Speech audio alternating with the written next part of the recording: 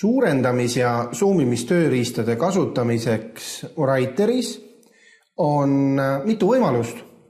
Üks peamine võimalus selle jaoks, et oma dokumenti ja seda lehte teha suuremaks ja vaadata lähemalt, on all paremas nurgas teil selline skaala, kus on võimalik siis võttes sellest mummust vasakut klahvi kinni ja all hoides kinni ja sikutada kas siis väiksemaks ehk siis miinuse poole peale või plusspoole peale.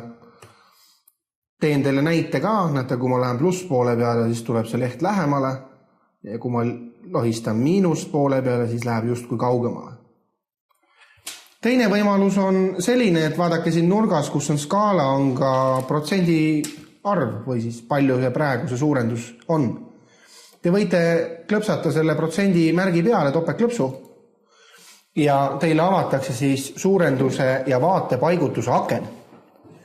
Ja nüüd suurendusaste muutmiseks on siin ka mõned sellised süsteemsed valikud, ehk optimaalne näiteks, et täpselt nii, et oleks, ütleme siis see tühi ruum minimaalne, laiuse ja kõrguse sobitamine, laiuse sobitamine, no näiteks vaikimisi 100%, ehk siis see, mis on ka, kui te dokumenti avate.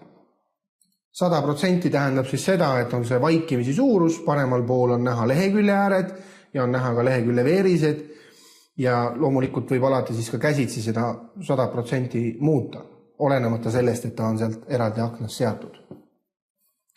Ja lisavõimalus on ka kasutada funktsionaalsust, mida pakub hiir, ehk siis kui te hoiate klaviatuuri peal all kontrolli klahvi ja samal ajal kasutate hiirerullikut, siis on võimalik ka näete selliselt hiirerullikuga kerides suumida, suurendada sisse ja välja.